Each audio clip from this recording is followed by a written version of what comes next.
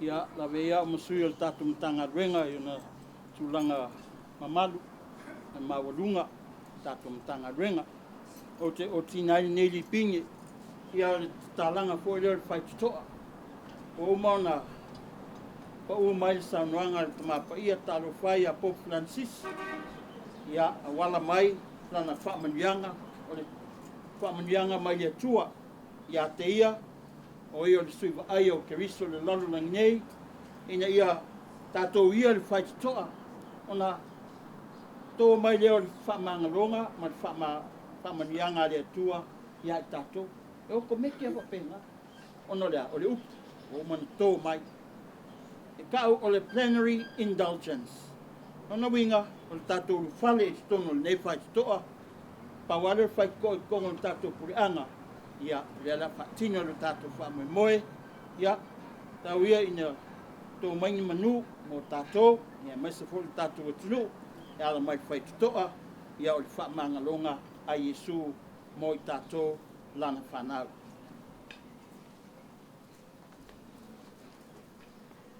Suafa manu malo le atua tas tolu paia tamā le alo le agaga paia. Amene. Amen.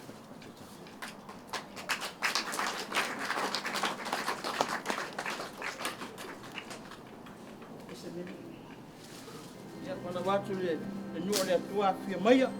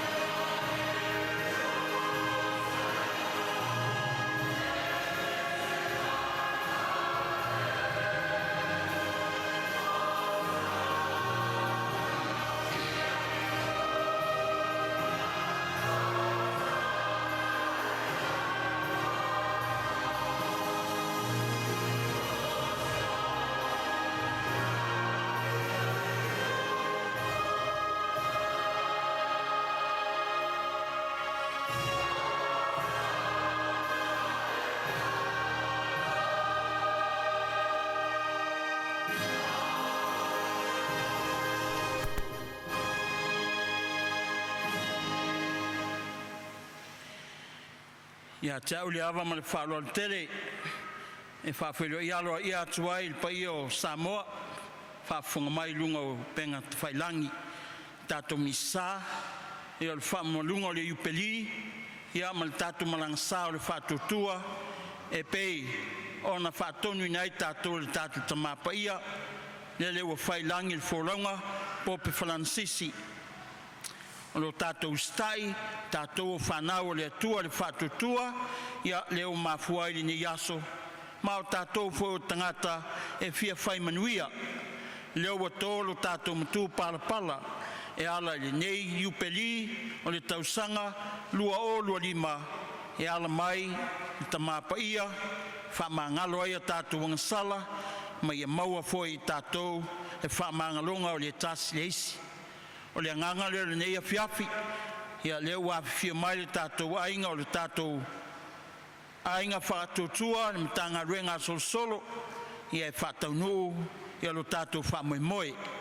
Ia tō mai manu, whamanianga makalisia le atua ala mai, nei malangasa o le tatou Matagaluega, ia whatufusia ai, lo tatou watunu, ia e mai se fo i tatou ma inga taitasi.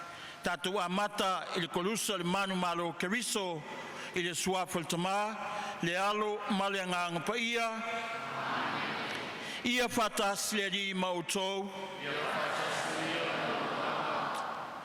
Tatou tangata vai, tatou tangata e pau pea le angsala.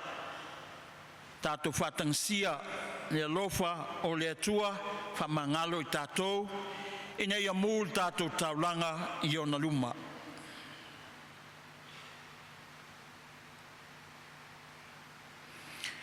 O te tau le atua, o le ona le manau ma mautou soe, ua o matuang salalava i o mawhauwhaunga, i a upu, i a mionga na uwhaia, ma tā whaioi na o le whaia, ua o wangasala, ua o wangsala, ua o matuang sala, o le mea lea o te ole atua i a Maria Paia, le tau popea, le au angelu ma le au paia uma, mautou soe, ia o tō tālo si au le li lo tātou tua.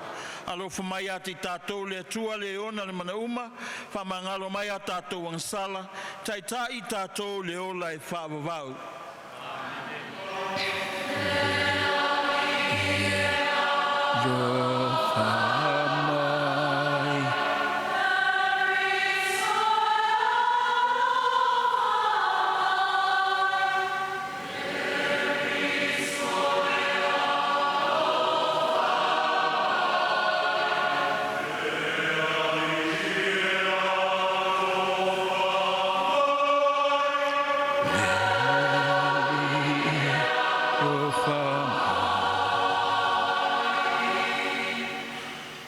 Alofa mai ati tātou le atua le ona le mana uma, whamangalo mai a tātou wangsala, Taitai tātou le ola e whaavavau. O la vinga le atua i mea pito alunga.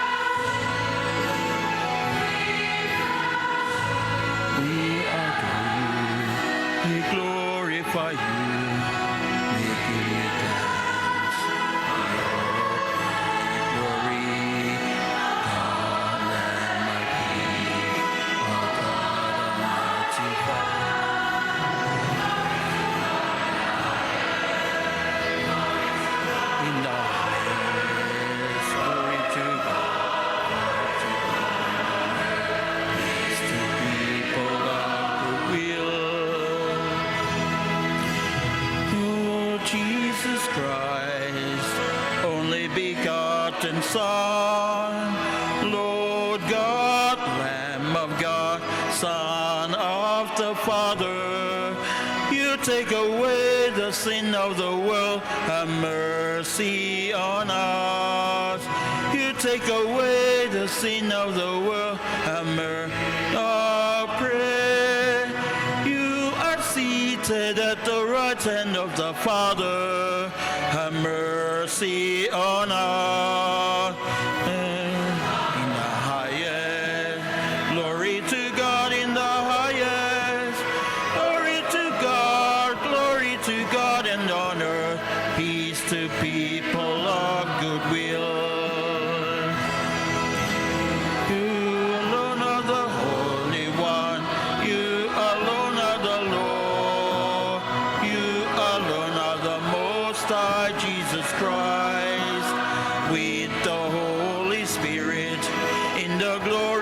God the Father. Amen. Glory to God in the highest. Glory to God in the highest. Glory to God and on earth, peace to people of goodwill. Ia tātou tatalo. Le atualo mato tama, o le tupuanga ma le pule o mea malava, ua e wala wina le tangata e so se tupulanga, ina iata e mawhaonga ana mea lofa, mo le manuia o isi tangata. Ona Iosefu paia le whainga luenga, o lo mato whaua onga, ma lo mato pui pui. Fesoso ani mai ni mato whai ngā luenga, wa e polo ina mai ia i mato. Mamaua mai mato ia le taui, wa e fola ina mai. O la mato le ngale ne la tulu mato ali Yesu kerisolo walo. Ua soi fua ia mapule, fatasi maoe maleanga ngā paia. O le atua e to atasi, mo le whawawau lava.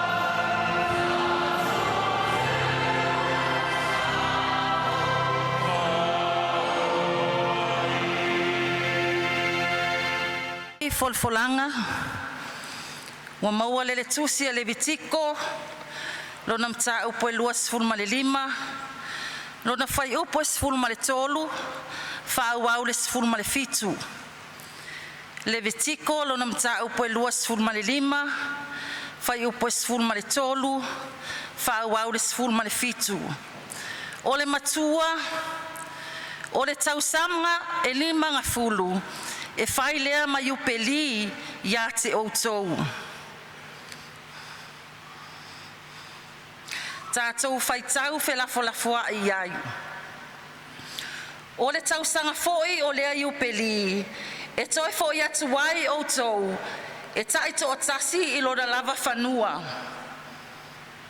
Fai foi e te whaatau watu se mea i le lua te tua oi, pe whaatau mai se mea ai le lima o le lua te tua oi. wa tau te whaasawa le tasi le tasi. E tusa ma le whaitau o tausanga talu le upeli. Ia e whaatau mai ai le lua te tua oi. E tusa foi ma le whaitau o tausanga. E fua mai ai. Ia whaatau mai ai o ia ia te oe. E tot se le tausanga. Tusa foi ma le titi o tausanga. E whai titi ai nona tau. What's Fatau mai ai atu. Fola fatasi. Awalava tau te whaasawa le tasi. Aia e matau I lo watua. Awa o ao le alii lo o tau watua. O le upu a le alii. Leo tuai whakatai.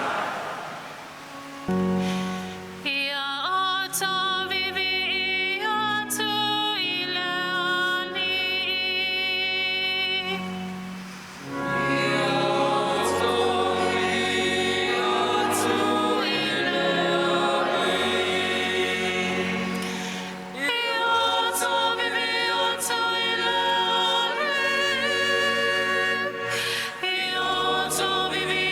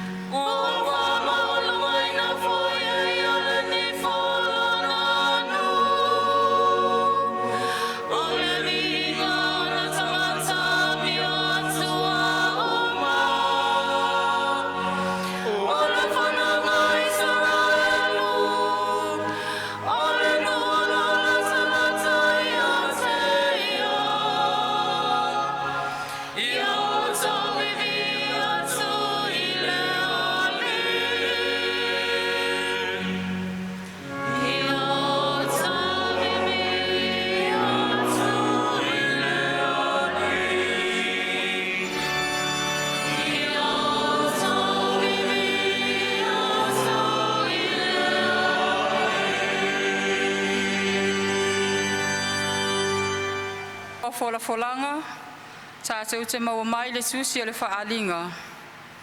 Whaalinga ilo na mata upe luas fulu ma le lua, fola whela fola i le whai upu mua e o le 5. Si i le sfulu mal tolu, whaawau le sfulu mal... Si i le sfulu ma le lua, whaawau le sfulu mal tolu. Whaalinga ilo na mata upe luas fulu lua, whai upu mua e o le 5, si i le sfulu ma le lua, whaawau le sfulu mal tolu. O le matua, o au o le alefa ma le omeka, o le amatanga ma le ngataanga, o le muamua ma le mulimuli. O na whaali mai lea e ia te au le vai tafe manino, o le vai o le ola, e manino e pei o le maati o ata, ua tafe i fo mai le no whaali i o le atua, ma le tamai mamoi.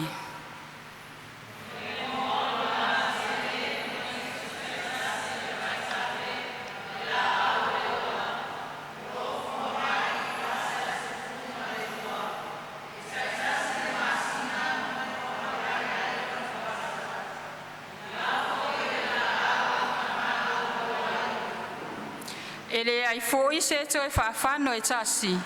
E ai foi le no foali i o le atua, ma le tamai mamoe. O ana au na foi la tau te au na ia te ia.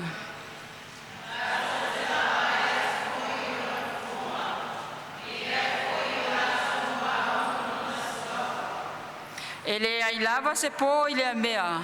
Ele au ngā foi a te i la tau se moli. Po le malama o le la, awa o le alii le atua, na te wha malama i lātou. Lātou se whai matupu foi, e whaavavau lava.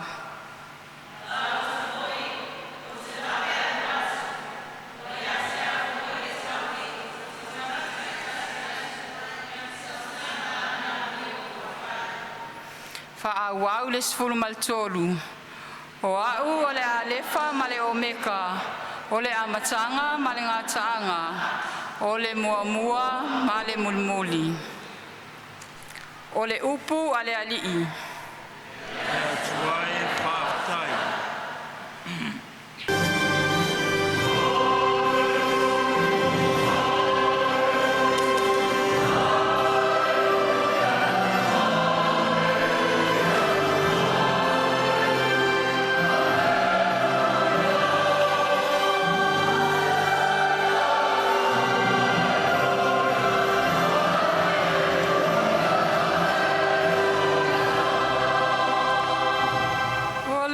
Fofonga le alima i le langi, olo wa whapea mai, olo wa tali le nana filifili ai o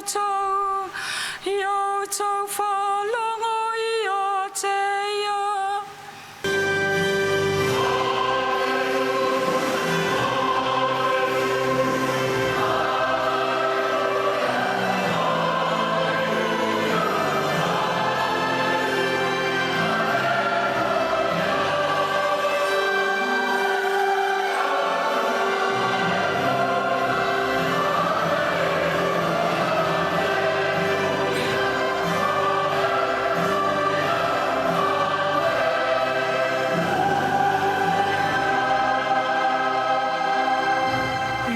Fatasi le li ma o tou.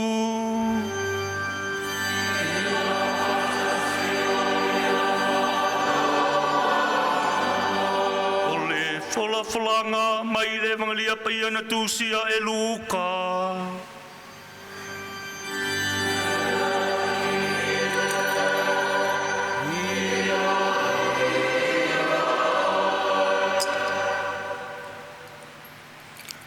Mata upu e wha, o te fola le whai upu se fulu ma le ono, e wha wau i le lua se fulu ma le tas.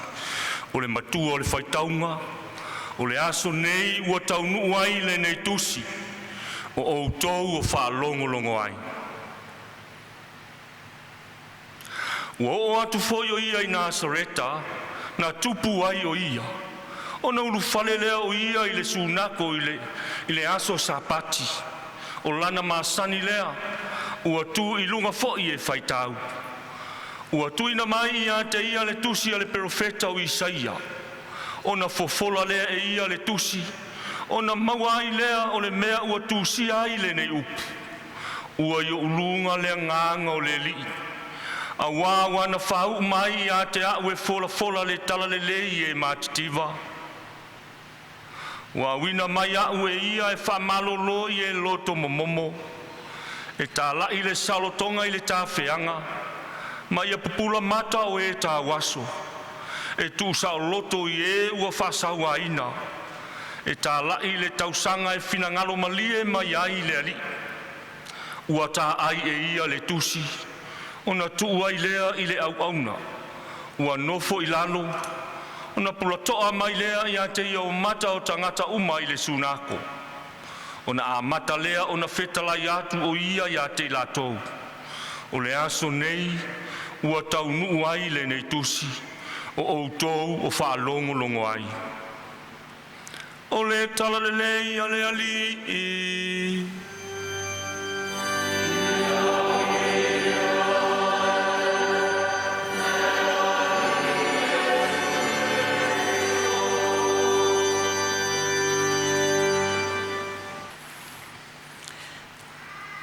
Whaftai le lofa o le ali, ia le o tātou toi tau nu mai le tātou whamoemoe o lewa o na atofa tātou malangasa o le whamoemoe soifua. Ia le o whaatinu le nei aso, mo le tuai le whaftai ma le whamalo le tātou ainga o le tātou Matagaluega Solosolo Fusi Salelesi, ia loutou anga le lei le atua, loutou alofa I le atua, loutou stai I le atua, e ala mai whamunianga mo I tātou, le au whataunu le tātou whamoemoe. Tāua o le nei aso, ia o le malangasa o le whamoemoe.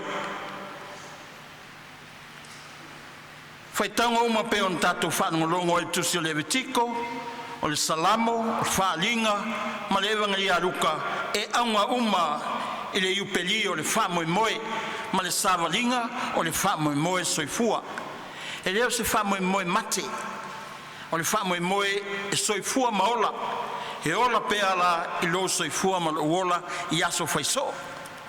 Pea ona e soifua ma uola, e te manava ma manava, whapena foi, na soifua maola lo tātou whamoemoe, e le mate.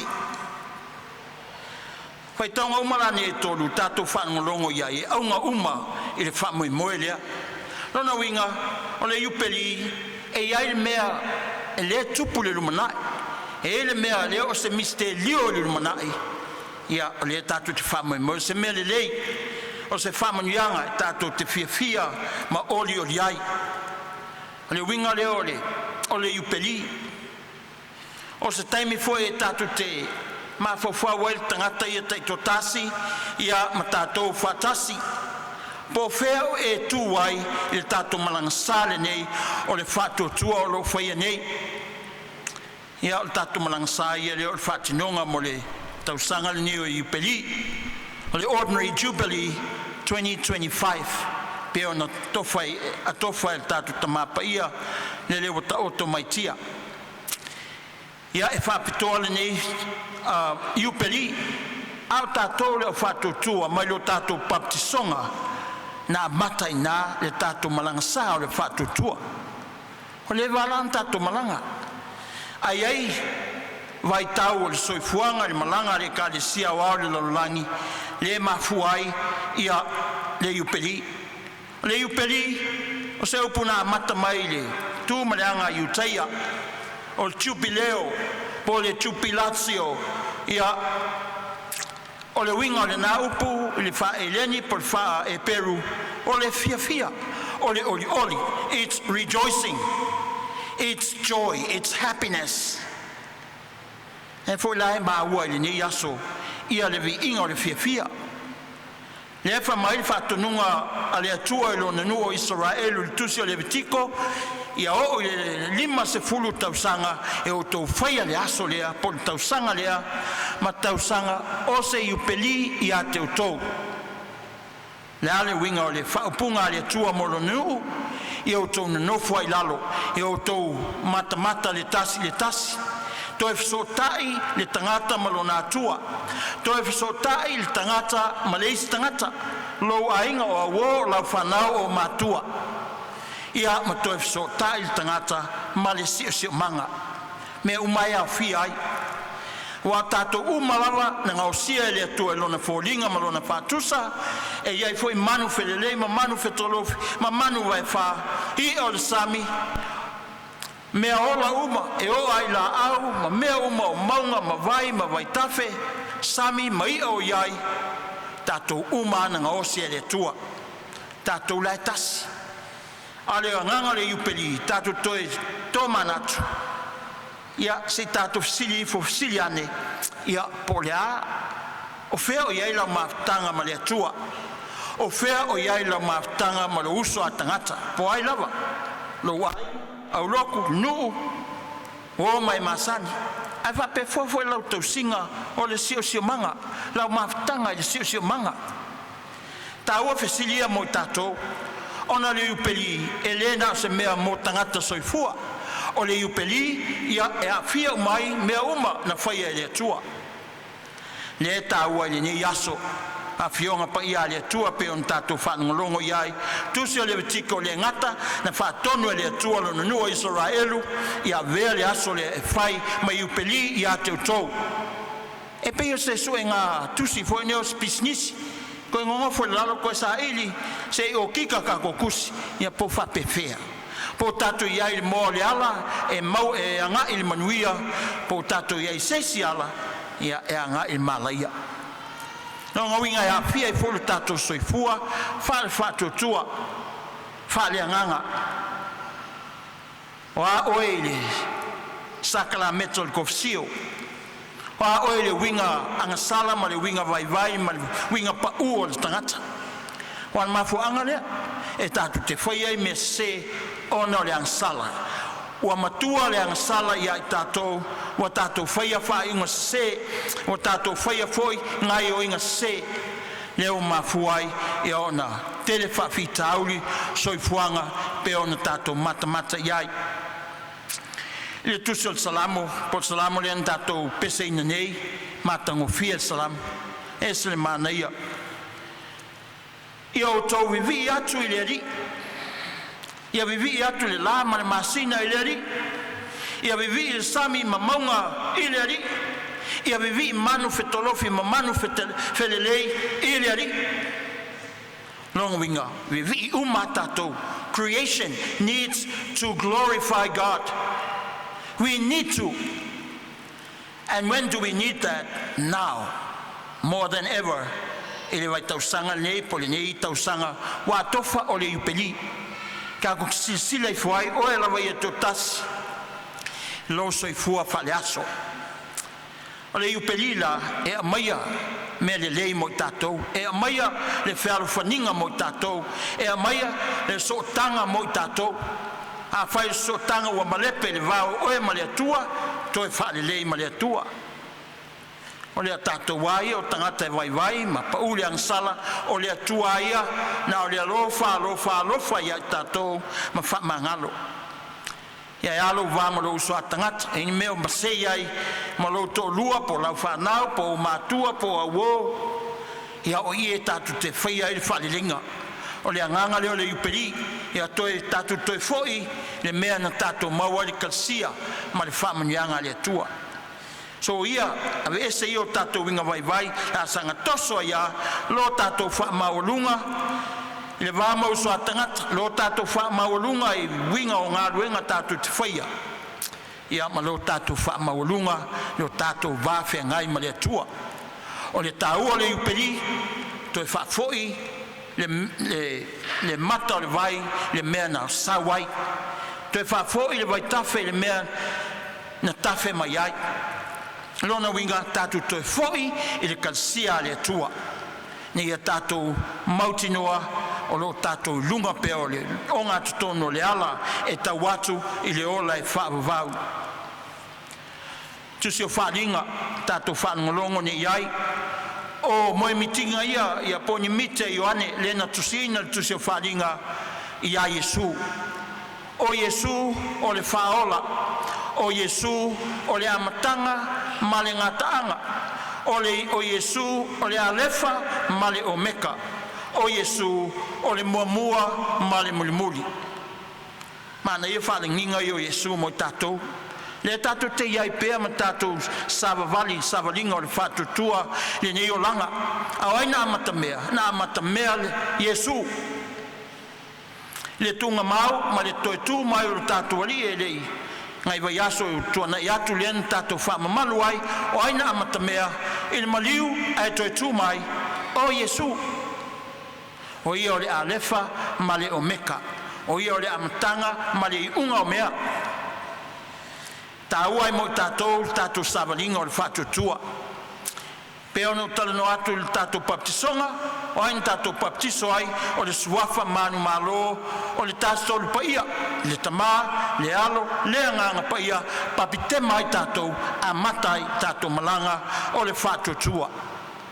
E toi whai ufoi le tātou paia, lo tātou, la tātou malanga sā.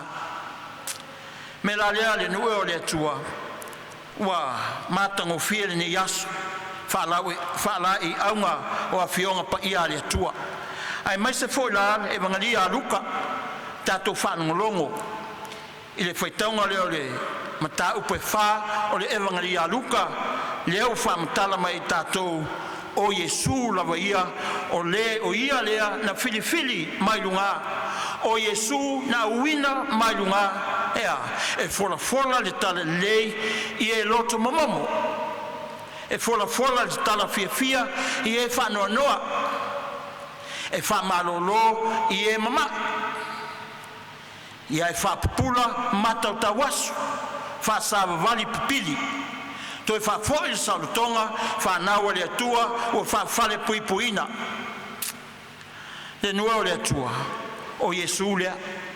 Ngā luenga lea nā whio mai Yesu e whai, e whatino. Lana ngā luenga tautua ilo soifua mana uola.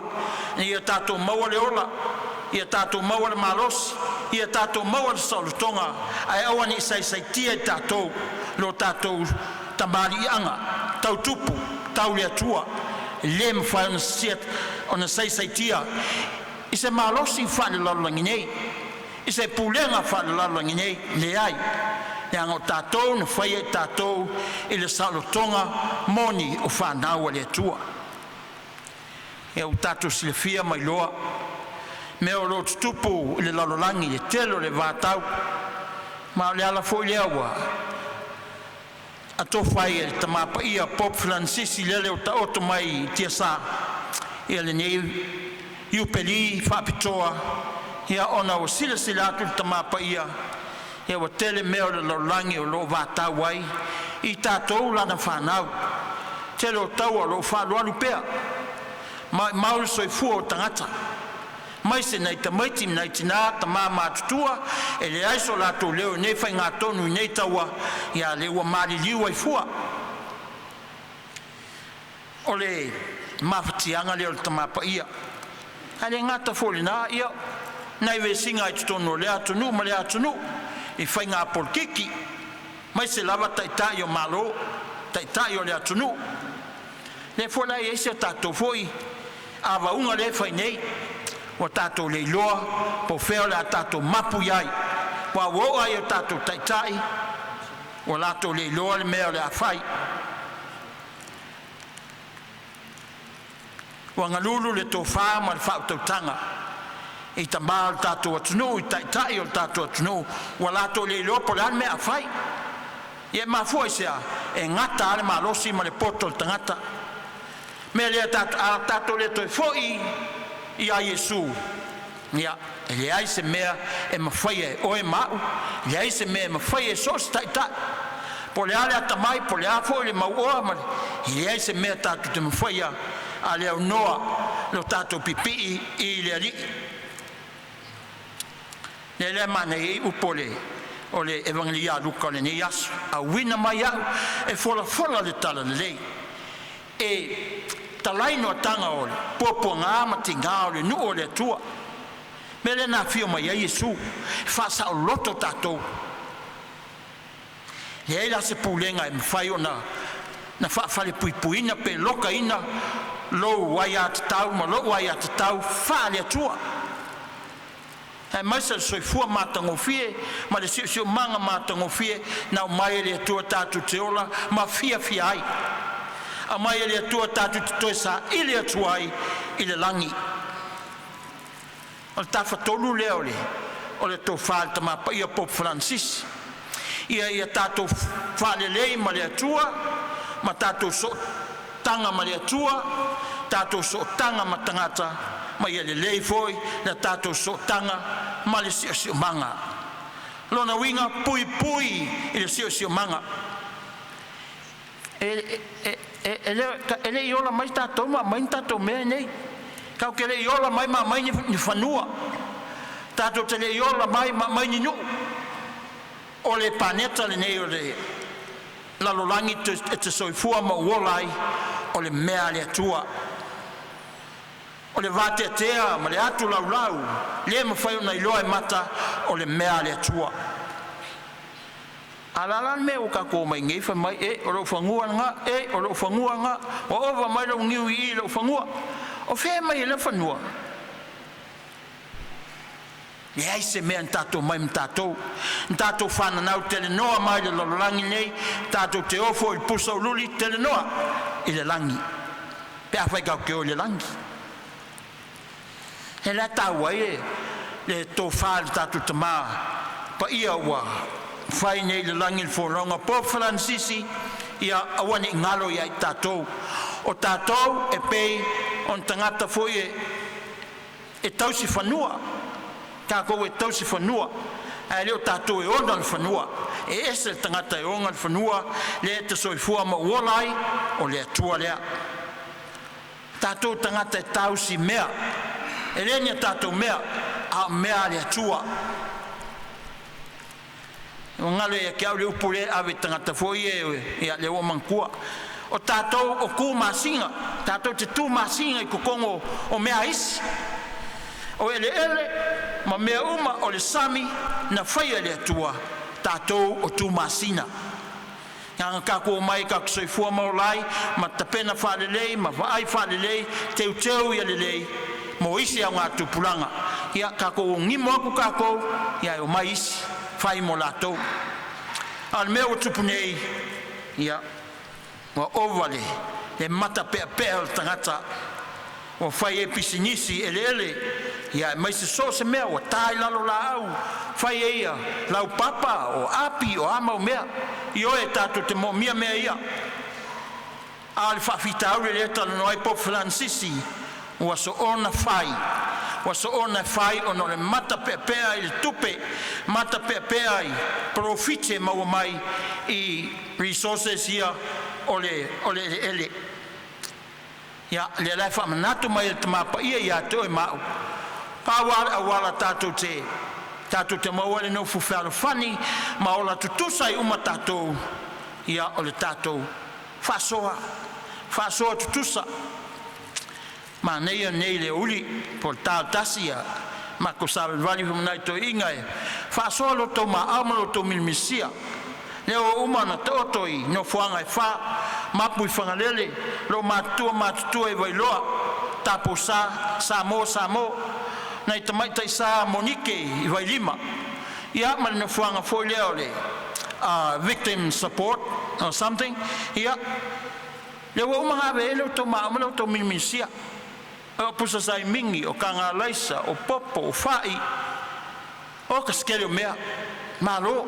fa tailo to maamalo to milmisia Paula awala tatu te mawele fe lango mai le fe alo fani ole ola fasoa atu e tato mauro le nganga le fa putua na wa maloto lua malafa na ya tato tele mawse fefia e tele atu pe yoe telefonua yoe tele pisinisi yoe alfasili o fefia o ato lo fefia ele ato se fefia o sesi ini tupe na o Yesu e ato al tato fefia Ia o le tusi al tamapa ia foi la lea na whasalalau mai ele. Le aso le nei, ma le tausanga le nei, o le Jubilee, lua o lua lima. E la na tusi lea we whapitoa le tusi al tamapa ia. O le ngō le tusi space non-confunded. Hope does not disappoint. Ia la lau kango piki mai ia, ngai whaapunga ia mai le tusi al tamapa ia, e le alo tō whanongolongo iai, I lona si ufonga, o ana ia upulea, au mai lana tusi lea, of our late Pope Francis. O le vaenga le tusi lea ke lea arkus, a le vaenga le tusi na uwhiwhia mai tatu te meditasio iai, appeals for hope, lona winga o tāru sanga le tamapa ia, mo se wha moe moe ola, ina ia tu mauma ia moni, ha leo se wha moe moe fui lea. Wa la ko nga fa mo ka ke manga fo mai ola fa mo ka ko ya tu e vesi tangata e kaua ke le fa mai ya e o fo ka ko fenga maro le vesi le ya ona fa mo ta tu te maua. What kind of hope do we need to wish for? Pe fai ka ki kilo e le se fa mo na le o ki me la fa fonga la ile vaenga lea. Number 16 o le tusi le tamapa ia. O le e a foi fa pertania e ke fa sa moinga. Appeals for hope, echoing the age-old message of the prophets. The Jubilee reminds us that the goods of the earth are not destined for a privileged few, but for everyone. Me alofa uma le langi nei e le mo nga tangata mau oa nga kalaiki mau oa nga kalaiki powerful e ye le pule goods of the earth is for each and every one of us ka ko uma e aya kukusa I tamau ainga ole ele. The rich must be generous and not avert their eyes from the faces of their brothers and sisters in need. O ko ngai maua, se word foi alo eseo o fonga ma ngai tangata ye le ngofo mai I pangatia o lo fia maua se manuanga lo fia maua se malolonga. The rich must be generous and not avert their eyes from the faces of their brothers and sisters in need. Here, I think especially of those who lack water and food. Pai meo I mafo fonga tamapa I Pope Francis. E mafo fo tangata lai momoe le ai po ai se le se me ai. Ai va fer ka lai momoe fia fengu lengi vai. For my Pope Francis, hunger, por fi ai, is a scandal. It's a scandal. I say, oh, kasi kilo ka buffalo lang. Fa fianga I ka kay le la vai fi ai, ele ngi me ai. Ma foi sia. La uma ka kay ma o am kele kupe me ai. Ya ai le ai nei tangata pangatia. And hunger is an open wound on the body of our humanity, and it summons all of us to a serious examination of conscience. Ioi, kaunga ko ngofo ilalo, makako sai ili lo conscience, ilo finangalo, po sa ol mele te faya. And it summons, I renew my first appeal, that with the money spent on weapons and other military expenditures, let us establish a global fund that can finally put an end to hunger and favor development in the most impoverished countries so that their citizens will not resort to violent and illusory situations or have to leave their countries in order to seek a more dignified life. Le alu finangalo tamapa ia ile kele o le tupe le faalu me tau me ye kawa mai le kawa inguye lo keki o mo va ai lunga sami o va le kau le la mai el tamapa ia fa mai fe pe anga mai le kele o kupe ia e alu whaingo mea kau e ka whanga atonu ma whioke e kangata. E mai ave tause tangata. Le ai mas koe fia ai, le ai mas toe fia inu, no nofo matangata I whare le lei. Ko whukangaka manang ka wale. Paira, example. Le lua whelua sfultolu. Military spending worldwide equals 2.44 trillion US dollars. Alangi kupe alui. Ngal kausanga lea, lua kolu. Lua kausanga kaluai. Fiel kupe ngalu worldwide, ele fausia o mea kau. Lua tasi male fa triliona tala Amerika. Ya kumaya ka koko kikia ongo triliona. Not billions, not millions, this is trillions of dollars. Now I can't imagine $1 trillion. Quel lieu coupé? Elle a fait mes pour Francis. Faalu la tupele. Tausanga tase lua felu tolu. Instead of ave fa imekau, ai mai fa fanga tangata umalolang. Mokwa papa mga votanga umalolang. Yese sio ko fi ai. Ai sa ta tele ne tupe.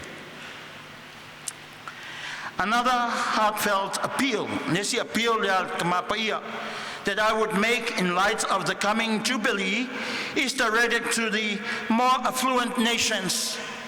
Nongominga o nations wepo kungu uya mau oalo langi Amerika. Ya kungu pole G7, pole G8, kungu mau oalo lang. I think G7 and G9. Yeah, from Paia, I ask that they acknowledge the gravity of so many of their past decisions and determine to forgive the debts of those countries. Yeah, lewa. Wa pli el kama Paia, le tal sangal tama Paia, akungu mau oil lang. Le ai kala for kelo tunu ul south. Global north and global south. Global rich north and global poor south. Kelo kako ila lo south o lo langi na ikala fu kamalai runga au mau oa le la appeal la kama Paia famul mole Amerika mal kelo ko kunga mau oa fa mangalo mai ya fa mangalo ma fa ko cancel mo meo o itala fu atunu nei e tato cancel awen ko faia wale nganga le o le Jubilee yoi ko e sota ave eseng meo o lo lave il tato pitanga il tato sotanga e allora e calaf e le ala fia la kolunga ya ka ko wale ka amole ko ngingo e calaf ne foi ka falongo ka ko malo ka ko ngingo fia pilongo le nga ko le si malo la ya wale ami kongwa. It is made all the more serious today by a new form of injustice which we increasingly recognize, namely that a true ecological debt exists. Ele me ka ecological debt no winga ka ko ai kalafu ile sio manga ma foi sia ke le ka ko faleanga o sio manga e me sia la tu no yeta no alta Paia la ko mai elia ko olo ingei ya tu no maulalo mali le maulunga te mau ainga e makile anga mau ola to ai akile nga mau nga poponga ma matitiwa tato ya mpe ya le lo ka ko wa ya me ya let's do this is the reality of our situation in our world today. As sacred scripture teaches, the earth is the Lord's.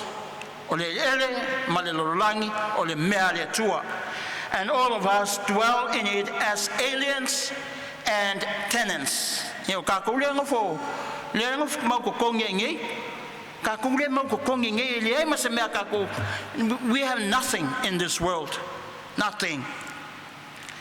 So if we wish to prepare a path for peace, kako manga faise ala tatu te mawal file mu male tofi malio le langi, let us commit ourselves to remedying the remote causes of injustice por amio le ton oile faya na mai fai mala ulila mai o le rich north hai America matun teleia let us commit ourselves to settling unjust and unpayable debts. Nang minga ka koe whaalelei tātou, awe ese ia ka kou ai ka lafu ia, ai ka lafu el tele o tunu. Inga ia maua i tātou lea nganga lea, o lea tua, o lea nganga, o lea Jubilee, o lea nofo whaalofani, ma o la tutusa tangata uma. And lastly, to feed the hungry.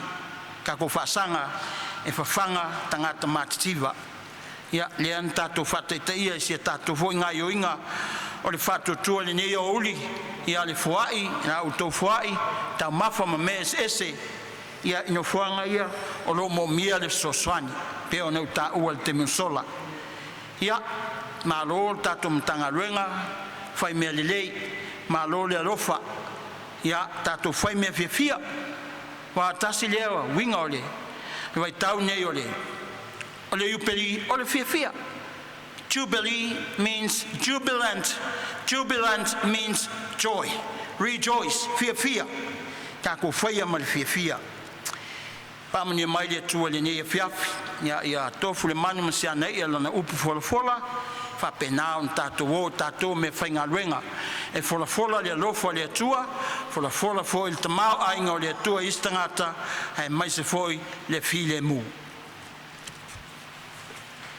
Mea foi o tātou mātitiva ai, nā o le atua le tumo whamanianga, ia whai mai, oa ia tātou o tau lima, mo mātou tangata, i e whātino ai lo tātou whātutua. E ala i tātou tālsanga whalau ai tele.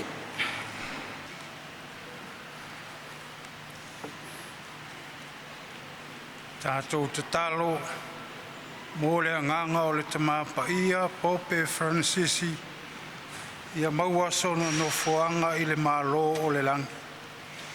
Talo e fo i mo se Taulaga Paia e fili a mai e le atua. E leo i lana lafu maa moe. O le tātou o lenga lea i le ali.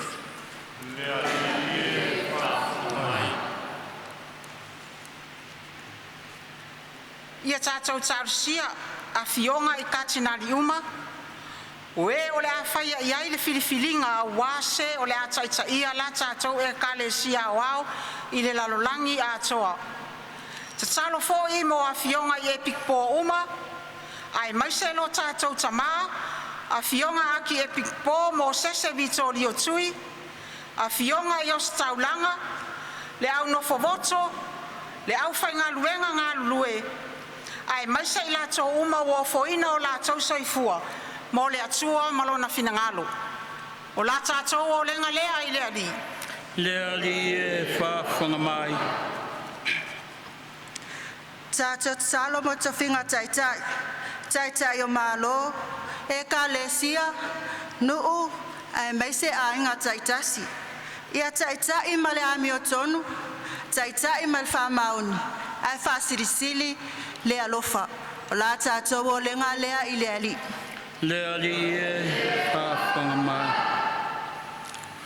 Tātou tatalo mo le whai mea tonu, tonu a inga, nuu mai kāresia, ai me se foi tonu si o tātou atu nuu, le malo ma le pāle mene, ai me se so se whala potopotonga ma le ofisa o whamasinonga, iai le whai mea tonu ma le ami o tonu o le atua, e whawhoi ai o lātou tiute ma whaiva, tō whinga ma wala awina o te tōwhia i lātou e tautua, mau auna si o tātou atunu.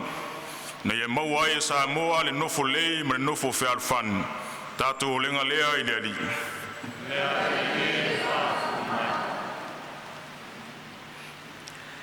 Ia tātou tālosia, i lātou uma o lo nofo sala i le whale pui pui. Ia musu ina pea le mana o le anganga paia, o lātou loto ma mawhauwhau.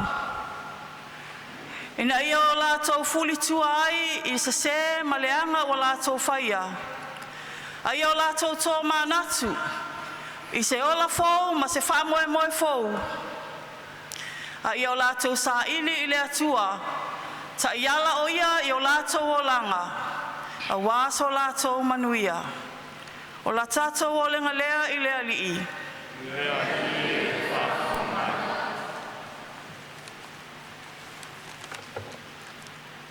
Ia tātou tarsia lātou uma. O e sulufai fia maua le fisosoani. Wa le ai ni fale no no fuai. Le ai ni mea tau mafa. Le ai se vainu. Le ai lava lava. Fale pui pui. Ma ota ngase ngase. Ma ota sulufa inga. Tato iai lo file mu. Tarasia fo i lātou uma o e whiangai. Ma le tinga o le maliu ma le oti. Wha whanawhana ina i lātou e Iesu a ngā lofa mamana. O le tātou toe o lenga lea i lea lii. Le tuaru mātou tamā, whafonga te talo mai oi, te talo ma tal sanga lau whanau o tuatu o luma, ma le whātou tō lava, e ale suafo Iesu lo mātou lima lo mātou whaola, e whaavavau lava. Amene.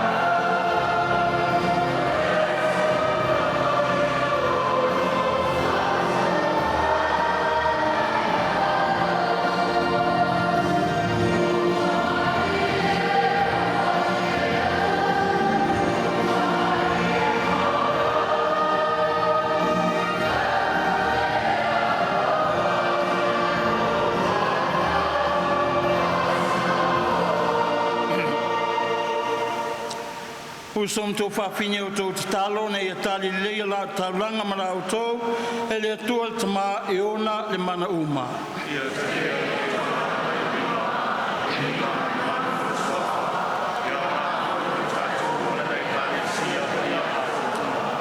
Le ali e le atua, o le punawa o le lofa uma, ia ese le mai a mātou taulanga, le ni aso whailonga ina o Iosefo Paia, ia vera mātou taulanga se pui puinga o i lato uma, ua wala au atu i a te oe, o la mātou o ringa le ne sua fo Yesu lo mātou ali i.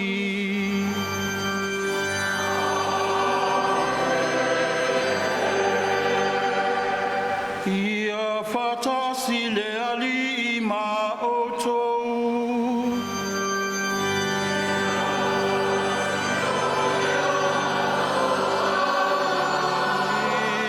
Ina sia yo tou loto.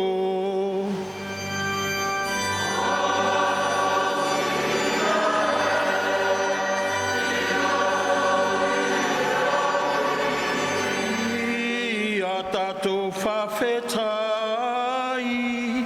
ila lilo tato atua.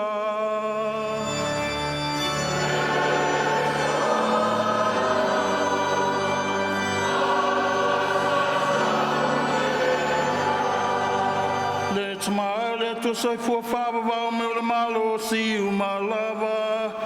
O se mitamitanga whaia mo mātou, le whawtai ati ate oe, mātou whama malu ia Iosefo Paia. O i ole tangata mi o tonu, o i ole o na poto male whamaoni. Nā tō whia ia le ulolo a inga, ilo nālo whawha le tamā, na ia whapelepele ia maria le tina taupo o le atua. Ilo nālo whawhaltama, sa mātala ia le tausinga o Yesu Keriso, lo ualo, na tūpu le mana o le nganga pa ia. Ona o Keriso a wange lumana malolo si uma i le langi, e vivi mai fuatu lo malu, mai e tasi lo lato leo mo lato, a lato usuina le pese o lo vi inga.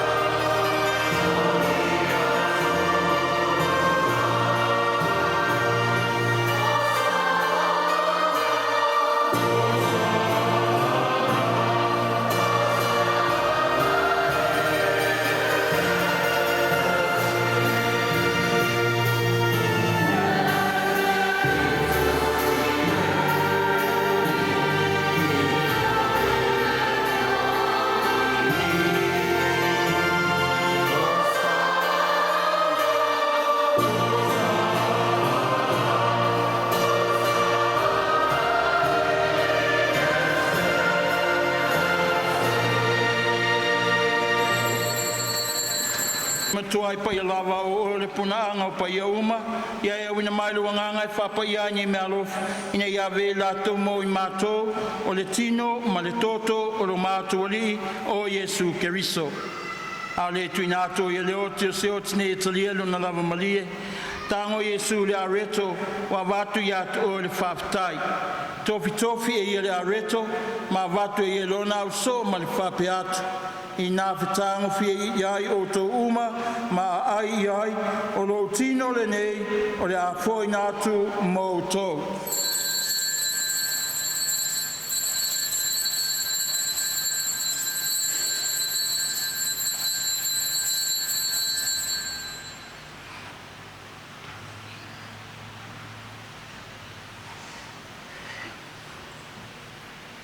Ina wa mai ele tamafutanga na tango Yesu leipu, to e watu ia ia te o le whaftai ma le vi inga, tu watu leipu lona au so ma le whape atu. I nā whitanga whi ai o tō uma ma wheinu mai ai. O le ipule nei o lo toto, o le toto le whengenga whau ma le whāwawau, o le a whamalingina ia mo o tō ma tangata uma mo le whamangalonga o ngasala. Ia o tō whaiale nei sauninga ma whamanatunga o a.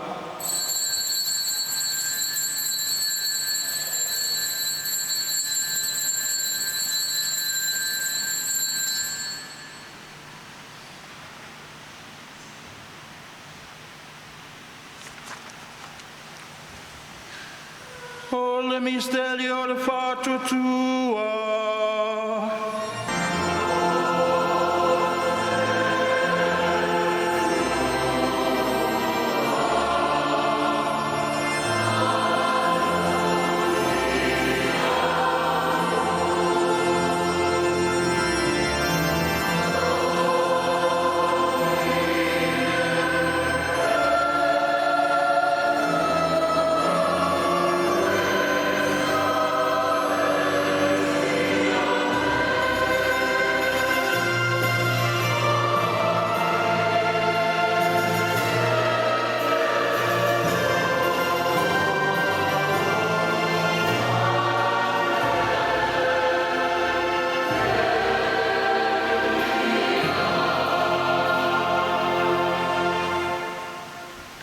I le whamanatunga lona mariuma lona tu mātou te mamoli atua i a te o le tamai, le nei a reto le ola, ma le nei ipu o le whaolatanga.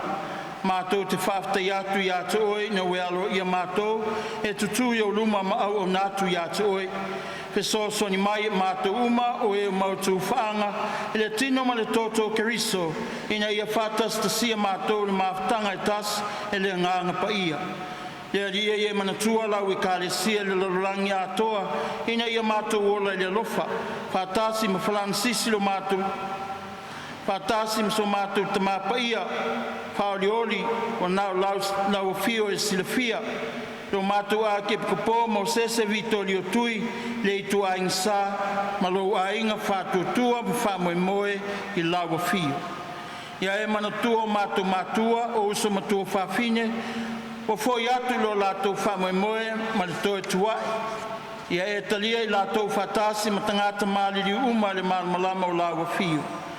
Ia e lofa mai a te mātou malawa ina ia mātou au ngā, mātou te awai whatasi le ora whawawau, ma Maria le tinata po le tua, whatasi ma apostolo, Iosefo le whainga ruenga paia ma le au paia uma, o ena whatinoina lo finangalo I tūpulanga uma. Mātou te whiawiwi ma whane ne whatas, mai lātou lau whio, e lātou lo walo o Iesu Keriso.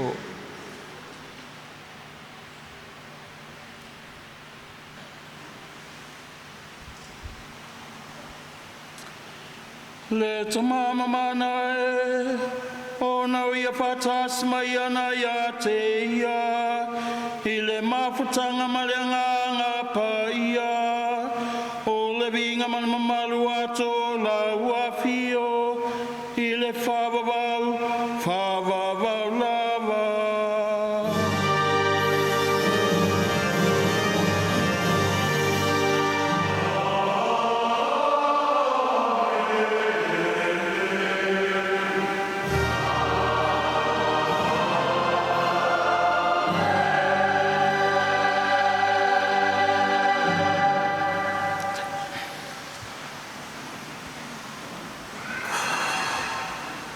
E ngā o lea tua tātou te talot nei ala le pese I upu na o mai I Iesu.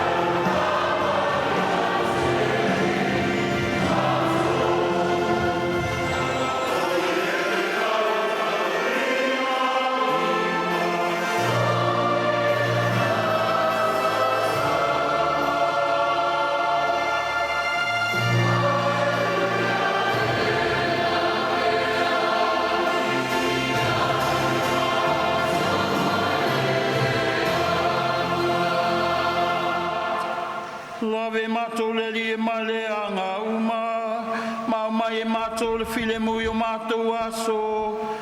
Lo alofa muti vale, pasa mātou male ansala, pui mātou mai atu ngā lunga uma.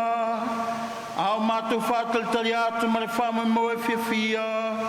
Mo le toia fia mai lo mātou whaola, o Yesu Keriso.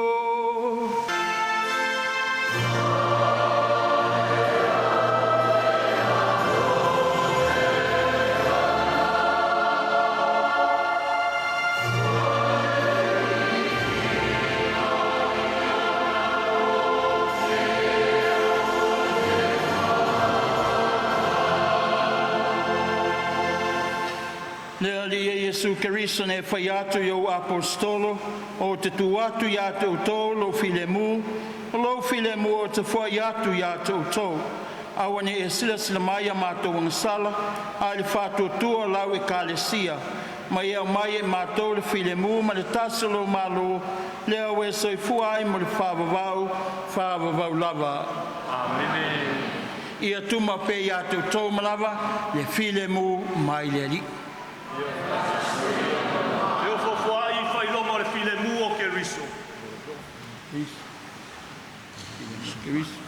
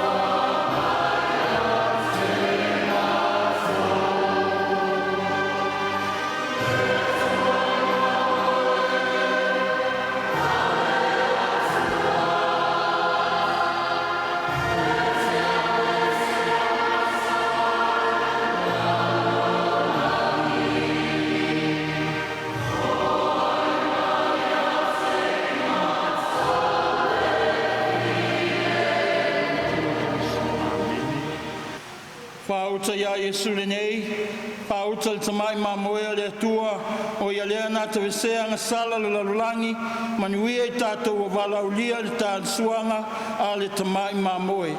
Lea li ie, o te lea o ngā uri u whai mai lo whali, tau lava o lau te laingi, mā lo ai lo nganga.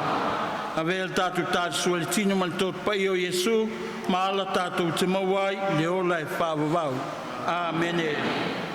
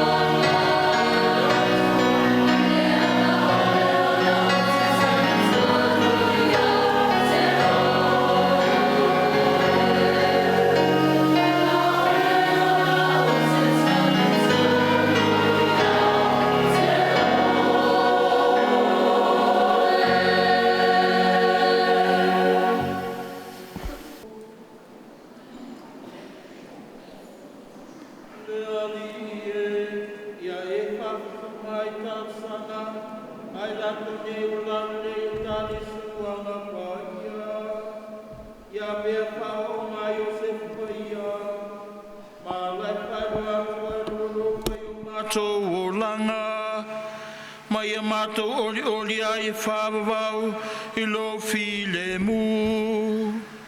O la mato oli ngale nei una o keri solo mato oli.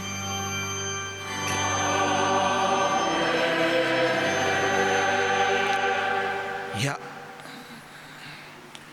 Momona watu whamalo man whaftai tato ainga Matagaluega Fusi Salelesi Solosolo Hamaloa lo tō whai me mwhai ia mwhai on tato whatino le o nanga I le tua ia mani mtua whamaoni I tāpenanga ia ho ia il tato mwhai ki whaleo le ngang whaftai le whionga ia Patele Mikaele mtawha ia mai se fole whatala ula mai nei whaongale maru nei o Maria Imakulata ia le whai tofo ato whaina le tamapaia ia wā le whamangalonga le tua mo tātou tai lau whionga Patele ia lo au waa ia mani Matagaluega ia whawanoina o le malu o le aki e pikapo whaftai atu le tātou Matagaluega i ona tū te tele mata mai maunga te tele se e pa ia maungaiti ma lo lava whaftai lava lau maa na tongi le nei whamoemoe ia e le pongisa le langi whamonianga ia ale Jubilee o le sili o le whamoemoe o le nei tausanga o Iesu lava ia ia whamanuia ia te utou mea umalava o tau whamau e ono lo te sila i le atua malona whinangalo po le aso whailunga ina o Iosefo le Whaingaluega o le tātou sulfanga whamanuia le atua ia te utou umalava ia whatasi le lima o tou